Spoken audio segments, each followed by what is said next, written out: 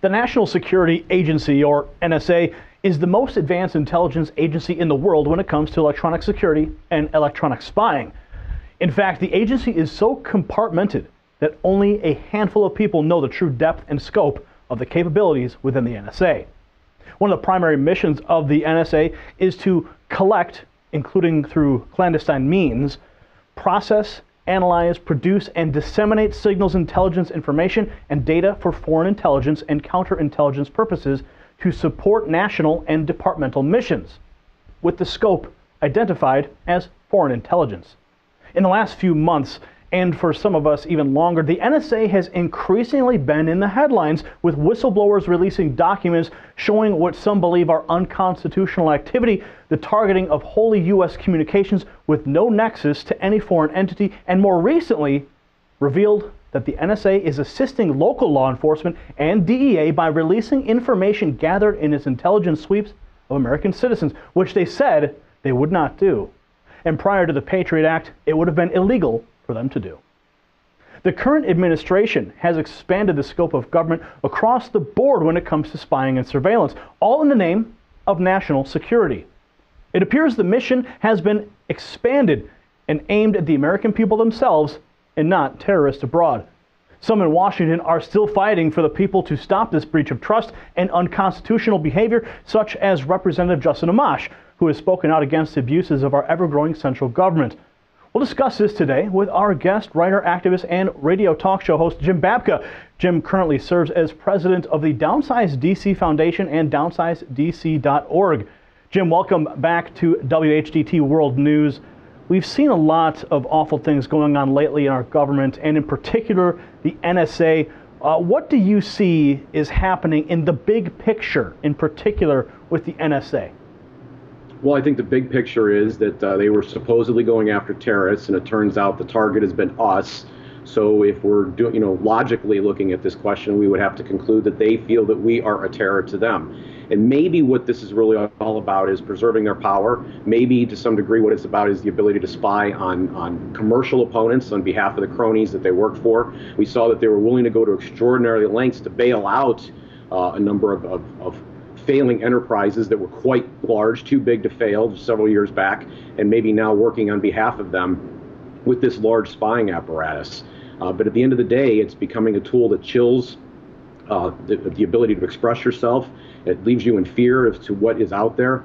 And the idea that somehow or other that you have nothing to hide, I mean, I would suggest that anybody that has a bank account and a mother-in-law has something to hide. And so it's concerning, it's disconcerting that the state is intruding into so many areas of our lives, that they're monitoring all of your cell phone calls, that they're listening, that they're recording all of those calls and keeping them for future use, that they are able to monitor your internet activity, that they're able to go in and find out what websites you visited, and have detailed information about your comings and goings on GPS devices. This is a tremendous invasion of privacy, and they have consistently lied about where they were on this process, how much of it was going on, the extent of what was happening, and even as revelations have come out, they've almost sociopathically continued to maintain a set of lies and attack the people who've revealed these things, as opposed to telling us the truth about what they've been doing all along.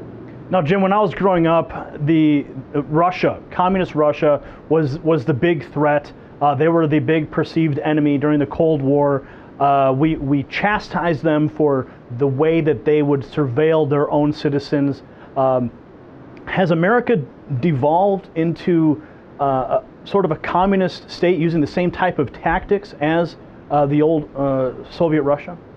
It's hard for people to accept that that's actually what happened here, but we actually have Russia right now giving asylum to the political dissident who spoke up, who blew the whistle, who reported a crime, who followed the advice that if you see something, you say something, that said that, listen, your constitutional rights are being violated. In fact, the very laws, which I think were unconstitutional to begin with, such as the Patriot Act, are also being violated. And so much so that a sponsor of the Patriot Act, Representative Sensenbrenner, no friend to privacy, by the way, this is the guy behind the Real ID Act, suggesting that no, this has gone much further than we said was going to happen.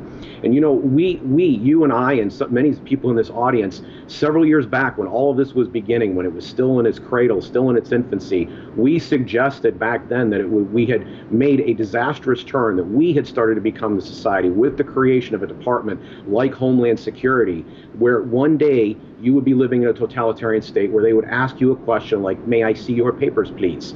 And now that's exactly where we find ourselves. We find ourselves in so many different ways, and they're doing it with technology so much better than the totalitarian examples they have from the past. Now, Jim, I mentioned Representative Amash in the opening, who in countering, he countered the retired General Hayden, who supports the NSA's expansion of power. Who's right? Do we need more national security to protect us from external threats, or do we need more protections for American rights? Well, I think we need more protections for American rights, but let's go back really to the genesis of this problem. Let's talk about the fact that we feel that there is a threat. Americans perceive the threat because they witnessed something horrific happen on September 11, 2001. What was the source of that event? How did that happen? How did that occur? For a number of years, Gary, we weren't allowed to discuss what it was that caused that to happen. That was considered forbidden. If you brought that up, you were instantly mocked and ridiculed if you said it in any kind of mainstream setting, as we saw what happened with Dr. Ron Paul when he was running for president the first time. We saw that they attempted to basically savage his character and write him off as a crazy man. But the fact of the matter is that somebody so motivated that they're willing to die in the process of taking you out has to have a reason. There has to be something that's pushing them to that point. And the fact that you can find more than one crazy person that was willing to do this. The fact is, we have a totalitarian problem. I'm sorry, we have a problem with blowback that has occurred as a result of our foreign policy. And there are specific things that these terrorists have been trying to get across. And while I cannot condone or appreciate or approve of anything that they've done, their level of frustration ought to be an indication to us that maybe we need to recheck what our policies are and start to pull back. So I would argue that our Department of Defense has become the Department of Enemy Creation, and rather than do what we could to begin to correct the motive, to remove the motive from these people, and to begin to try to make friends around the world, what we've done instead is we have expanded and taken away our liberties here at home. And the worst part of it, Gary, is that we've had the American people have been, until very recently, complicit in this. Jim, I want to talk more about General Hayden and Representative Amash, but you mentioned 9/11, and I want to ask you this. They said that 9/11 occurred because we're free. They hate us because of our freedoms. Have the terrorists won now because of the freedoms that have been lost since 9/11? Well, you know, that's a claim that I'm willing to jump on board. I do believe that they've won. I think that what they were waging was what's called an asymmetric war. That means that you expend a modest amount of resources to cause your enemy to expend a humongous amount of energy and resources in return. We have, objectively speaking, far less liberty, far less privacy, and far, far, far greater expense in this post-9/11 period than we had to it previously. We were talking about a peace dividend on September 10 and throughout the late 1990s. We were actually beginning to talk. I worked in a major national campaign about how we could continue to advance our liberties. We were, as an American people, feeling like we had come into a new age where things were getting better and better, and progress was our expectation. But we have turned to a very negative turn. It's affected the amount of spending that we have. We have deficit spending that is blowing up the debt. We had a financial crisis that was brought on by a lot of this debt. And so here we are today in a situation where we have real looming serious problems that really didn't exist on September 10. Now, Jim, in the interview between General Hayden and Representative Amash, the topic of Edward Snowden was brought up as to whether or not he's a whistleblower or a traitor. Not surprisingly, General Hayden thought of him as a traitor, and Amash saw him as a whistleblower. Where do you stand? Do you owe your allegiance to the state? When crime is committed, when you see something going wrong, when you see your government doing things that are blatantly immoral, do you have to side with them? Is your patriotic duty to follow them at all costs, at all expense, to put your conscience aside?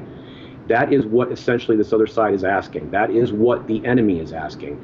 You know, when these men, like General Hayden, join the military, when someone takes political office or assumes that office, they have to take an oath. And that oath is to protect us from enemies, foreign and domestic. And I would argue right now that General Hayden is an enemy domestic. And I would argue that a lot of them are enemies domestic. And the reason that they consider Snowden, and those of us who agree with Mr. Snowden, to be enemies is because they have a cartel that benefits them and takes care of them and their friends at the expense of the rest of us. And they are going to do anything they can to maintain that cartel. They knew in their heart of hearts that what they were doing was not good, was not decent, and so that's why they felt they had to hide it from us. And let's put it back on them. Let's put the onus on them, Gary. Jim, General Hayden, he put forth that the federal government, supported by the federal courts, have stated that documents and information in third-party hands have no expectation of privacy and therefore is legal for the government to gather. Now, in light of the Fourth Amendment requiring a search warrant, is this act circumventing the Constitution? I think it is. And you know, it's interesting, a lot of Americans don't know this. Let me share with you a little bit of history. In 1968, at the lead of Justice Brennan, we took the Fourth Amendment in this country from a property right and made it a privacy right. And the distinction is important because if it's your property, then it's going to be treated in a completely different fashion. But if it's a matter of privacy, then various means test, balancing acts can be done by these courts to figure out what constitutes privacy. And as the technology continues to improve, as it very clearly has, then your realm of privacy continues to shrink as the technology gets better. You don't have an expectation. So they're able to use rationale and argument like this. I think we clearly need to move back to a property understanding. We began to do that in the recent Jones decision in the previous year in the Supreme Court, but there's a whole lot more work to do on that front. You have a property right. That information, that billing information, is a piece of property, and in order for the state to be able to obtain that, they need a warrant that is specifically targeted with probable cause to proceed it. They do not have that when they're spying on you and recording your phone calls. They do not have that when they're monitoring you on your computer. You're being caught in a large dragnet. You're not being singled out. They have no probable cause, except for the fact that they really do fear the American people. And we need to make sure that that fear continues to expand because, quite frankly, they have become unaccountable, and that is the only thing they will understand is if we bring our force to bear to bring them back in line. And in fact, I would argue that maybe even their very legitimacy is at stake here, and maybe they just don't deserve our allegiance anymore. Maybe what we have is a criminal gang that has only its own interests at heart and not ours. And maybe they don't deserve our allegiance. Maybe Thomas Jefferson's remedy is right. It's time for us to look at the long train of abuses and maybe say this state no longer has our consent. Wow, that's a powerful statement. And this is something that your organization is now putting forth? Yes, we've just this week decided with the compounding of these things, it's like straws on a camel's back. We have to begin to ask each other. And this is a conversation that we all have to have between neighbors and friends and so forth over the water coolers across the country and across our internet chat lines for the NSA to watch. We need to say to each other, when is enough enough? At what point do we all say we've had it? And that we believe that this is not going to exist anymore. We cannot tolerate this behavior anymore. We have two parties that have worked against our interest in Washington, D.C. While there may be some politicians at various times who've been exceptions to that, the whole system is colluded against us. Gary, I want to make sure a particular point about this Amash debate gets out. So let me say this, okay? That amendment by Justin Amash did one tiny little narrow thing. It dealt with Section 215 of the Patriot Act, and it didn't make it illegal. It simply defunded it. That's all it did. It zeroed out the funds for being able to do that. So the law still would have been on the books. Now, Patriot Act has been up for renewal 2 different times, various aspects, several elements of it during those renewals in 2005 and 2011. And in 2011, there were 13 Democrats who switched and voted against a much more modest Amash amendment. They voted to repeal renewal of the Patriot Act, but would not go along with a radical proposal. And why? Because of their partisan interests. Those 13 votes were sufficient to pass the Amash amendment.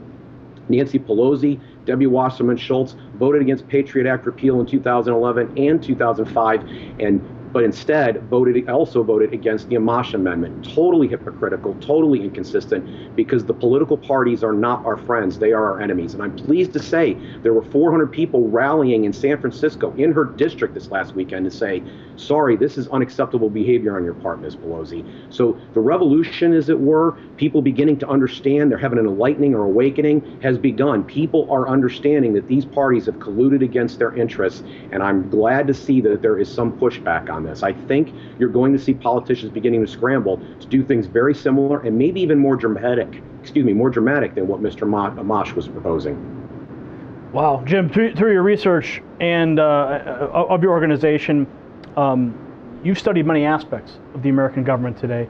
Now, the NSA seems to be the spotlight poster child of the hour, but we've seen the IRS mired in scandal, as well as the ATF, the Justice Department. The list goes on and on and on.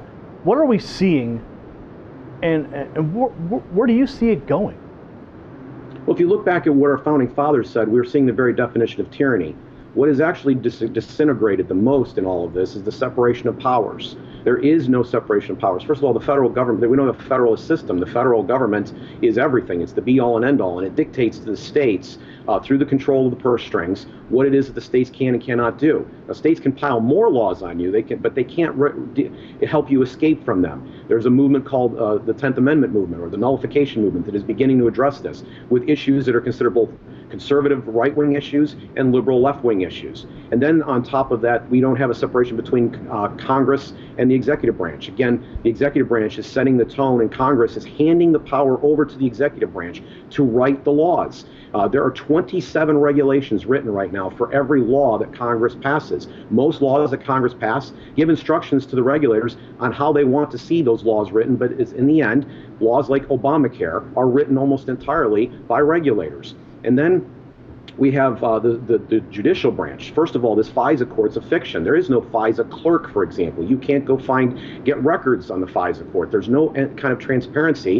It appears that the clerk, as it were, works in the executive branch inside the Justice Department. You want to make a complaint, it's done through the Justice Department. They're trying to pretend that we have some kind of court here. But all these executive branch agencies have their own internal courts that tie you up and increase your expense of defending yourself, just to keep you from getting access to an Article III court, who then ratifies the decisions that the federal government makes. The Supreme Court has done two overrulings, both in the 1990s, since FDR. Only 2 times have they overruled explicitly the actions of the Congress and the federal government. Only twice. So we have no separation of powers left, and our founding fathers defined that as the very definition of tyranny. If you have no separation of powers, you have no checks and balances. Add on a rigged election system, and this state is completely unaccountable to you and me. Let's talk about the shutdown of the embassies. Senator Chamblee of Georgia said recently that the so-called chatter detected by U.S. intelligence agencies that led the Obama administration to order the closures and issue a global travel warning to Americans, they said it's very reminiscent. The senator said it's very reminiscent of what we saw pre-9/11. He even told NBC's Meet the Press that this is, quote, the most serious threat I've seen in a number of years. Do you suspect that these intercepted threats should cause concern for everyday Americans, or is this another bait and switch to sort of emphasize the need for an NSA eavesdropping program in the midst of this scandal? Well, let me give you the most precise, accurate answer I could possibly give to you. We don't know, because their behavior in the past has been so checkered, including recently, that we don't know if we could trust these people. In fact, we should have, I believe, not give them the benefit of the doubt, but the penalty of the doubt. They should have doubt coming in about everything they say. It should be presumed that they're probably lying to us. We also know that during the Bush administration, when they had the color-coded system for terror watch, that they used that system for political motive. That was exposed even before George Bush left the presidency. That got out. And so what's to stop them from doing it now? Notice that we've had a slew of scandals. I mean, just a bunch of revelations about what they've been doing just since April. A whole bunch of new things. This is on top of Benghazi. This is on top of Fast and Furious and several other things that we were already aware of. We've had a whole slew of things now that have come out, spying obviously being the most prominent of them.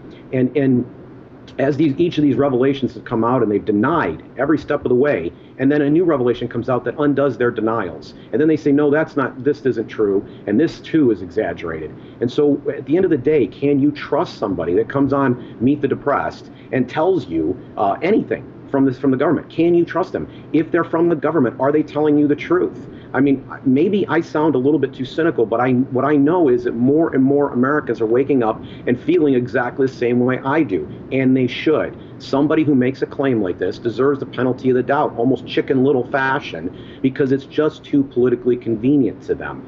I don't know whether they're wrong. We could have a terrorist attack tomorrow, but we would also know that even if that happened, two things would be true. One, all this stuff failed to protect us. All these intrusions on our liberties, all of our expenses, this failed to protect us. And two, it was caused by the actions of our foreign policy and the way that we have used our military around the globe.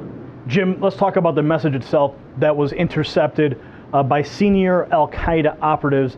Now, it's resulted in the closure of over 20 embassies on Sunday, August 4th, and at least 15 remain closed until this coming Friday.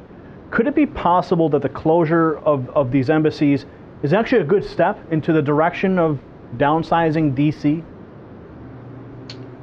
Well, it'd be a very small step, and I don't think it would stop the meddling that we're going to do in those very same places. I imagine all they did was they switched their headquarters. I'm not really sure best how to answer that question, Gary, except to say that our level of involvement, militarily speaking, our spying, even on our own allies, has not reflected well on us, and it has actually made you and I less safe.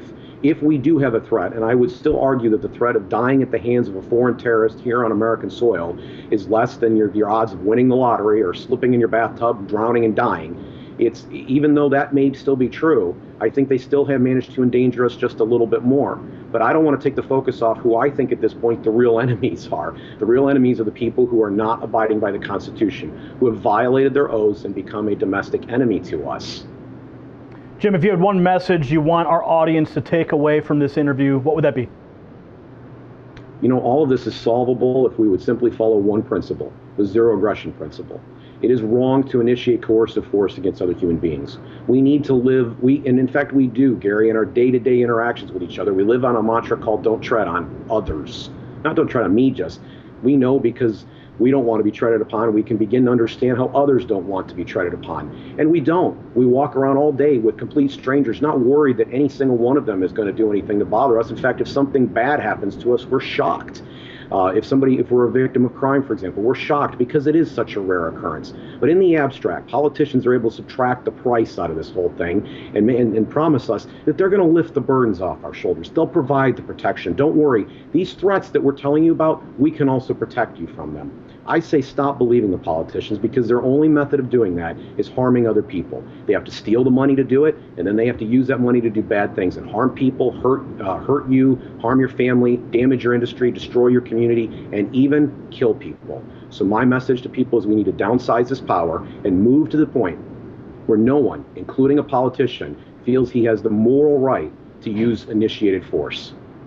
Jim, real quick, for our viewers at home, how can they take action with you and downsize DC? Well, we're continuing to follow all of these issues, and we deliver a message called the Consent Chronicle, a newsletter, a free newsletter, virtually every day, where we give people an opportunity to take action at downsizedc.org. We have the Educate the Powerful system where they can very quickly, simply and easily, as easy as sending an email, send a message that is delivered to their representative and 2 senators simultaneously. That message is delivered in such a way that they know that message is coming from a constituent, and those messages are counted and reported to the boss every day. If we can continue to expand the number of people who are doing that, then we can continue to have a greater and greater, more magnified voice. Your voice can be magnified by participating at downsizedc.org, and so I encourage you to join us. Again, that's downsizedc.org.